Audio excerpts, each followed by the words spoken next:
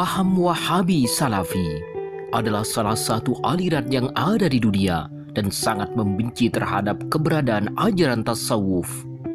Hal ini terlihat nyata pada setiap fatwa-fatwa para dai yang menyesatkan dan mengkafirkan setiap umat Islam yang mempelajari ajaran tasawuf. Bahkan karena bencinya itu, beberapa ustadz Wahabi kerap kali menuding paham tasawuf adalah bagian dari ajaran Syiah. Alasannya sederhana, karena ada kemiripan dengan ajaran Syiah.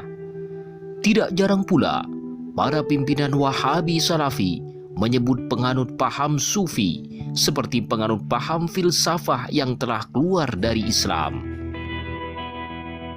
Namun, apa jadinya manakala ada tokoh sentral Wahabi terpandang serta dijunjung tinggi oleh para jamaahnya dan sangat anti terhadap ajaran tasawuf, namun pada akhirnya bertaubat keluar dari paham Wahabi Salafi berkat ajaran tasawuf?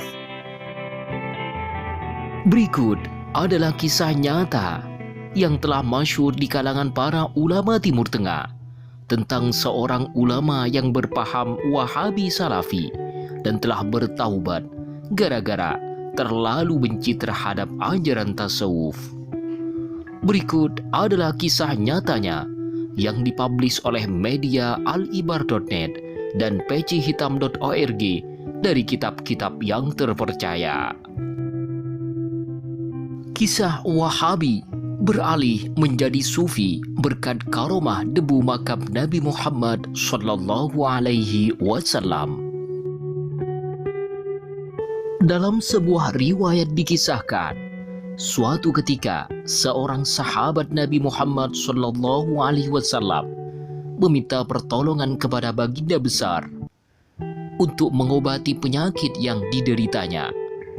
Kemudian Rasulullah Muhammad sallallahu alaihi wasallam menjilat telunjuk tangannya, lalu mendekatnya ke tanah dan mengusap-usapkan telunjuk beliau ke bagian tubuh sahabat yang sakit tadi.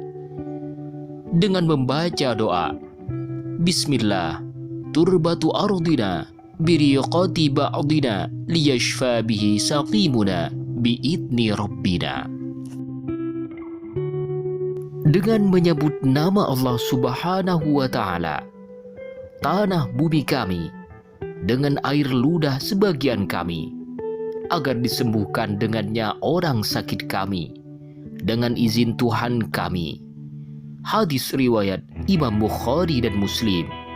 Sahih Muslim, Imam Muslim An-Naisaburi. Waktu bergulir sekian abad berlalu sejak masa Rasulullah sallallahu alaihi wasallam. Muncul sebuah sekte bernama Wahabi Salafi di Arab Saudi.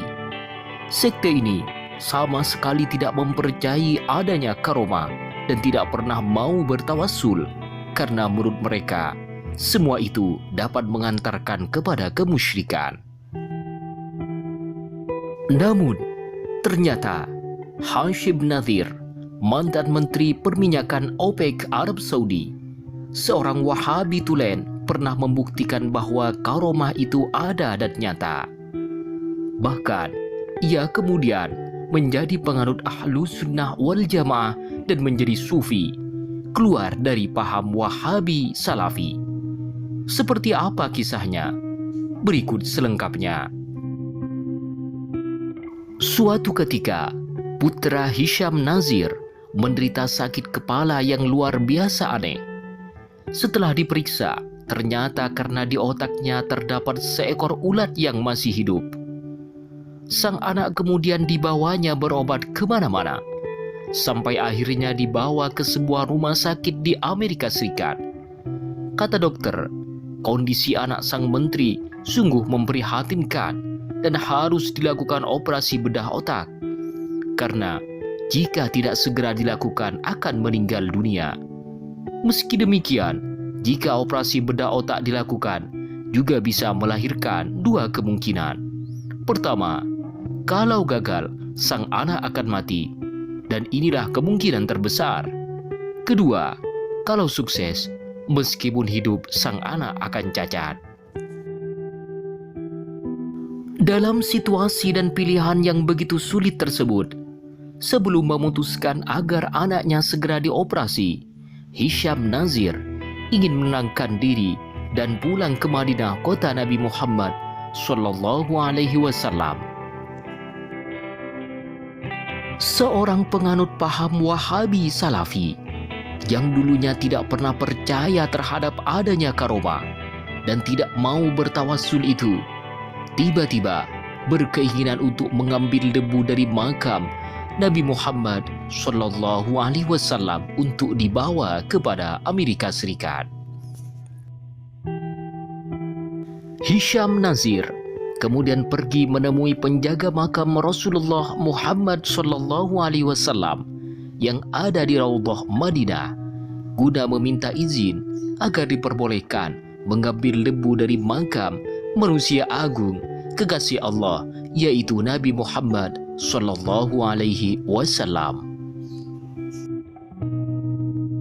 Sesampainya di Amerika Serikat, debu tanah yang diambil dari makam Rasulullah Muhammad Sallallahu Alaihi Wasallam itu kemudian diusapkan di kepala anaknya yang telah divonis dokter harus dioperasi bedah otak. Dan disinilah keajaiban itu terjadi, nampak sekali ketika Hisham Nazir memutuskan agar anaknya dioperasi, dan ketika diröntgen, seekor ulat yang tadinya hidup di otak anak itu entah kenapa tiba-tiba hilang. Semua dokter pun kaget dan keheranan. Pada akhirnya, anaknya tidak terjadi dioperasi bedah otak dan lambat laun sembuh total dari penyakit yang selama ini dideritanya. Setelah kejadian yang menggetarkan hati umat Islam itu, Hisham Nazir, mantan menteri yang sebelumnya tidak pernah mempercayai adanya karomah dan tidak pernah mau untuk bertawassul, akhirnya melepaskan paham Wahabi Salafi. Ia kemudian memilih untuk masuk tarekat dan meneliti jalan sufi agar bisa bertemu dengan Ilahi Robbi. Kisah di atas disampaikan oleh Said Muhammad bin Said Alawi Al-Maliki dalam kitabnya Mafahim Yajibu Antusohah, artinya konsep-konsep yang perlu diluruskan. Perlu diketahui, kitab ini ditulis oleh Said Muhammad Al-Maliki guna menjawab kegelisahan kaum Ahlus Sunnah wal Jamaah atas gelombang penyesatan dan pengkafiran di Jazirah Arab, khususnya di kota Mekah Al-Mukarramah yang dilakukan oleh kaum Salafi Wahabi. Dalam kitabnya itu, Abuya Said Muhammad Al-Maliki berusaha membuktikan atas kesalahan doktrin-doktrin dan pahaman yang dilakukan oleh kaum Salafi Wahabi yang akhirnya berujung pentakfiran dan penyesatan atas golongan yang lain, khususnya aliran Ahlus Sunnah wal Jamaah. Sebuah kisah yang sulit dinalar oleh akal para Wahabi Salafi. Namun, ini adalah fakta nyata yang tidak terbantahkan karena bersumber dari kitab karya ulama Timur Tengah, Sayyid Muhammad Abuya Al-Maliki Al-Hasani. Semoga melalui cerita sederhana penuh akad makna ini dapat menyadarkan para penganut paham Wahabi Salafi sehingga mereka kembali kepada jalan Allah, jalan yang diridhai oleh Allah dan Rasul-Nya. Amin, amin ya Rabbal Alamin. Wallahu a'lam bissawab.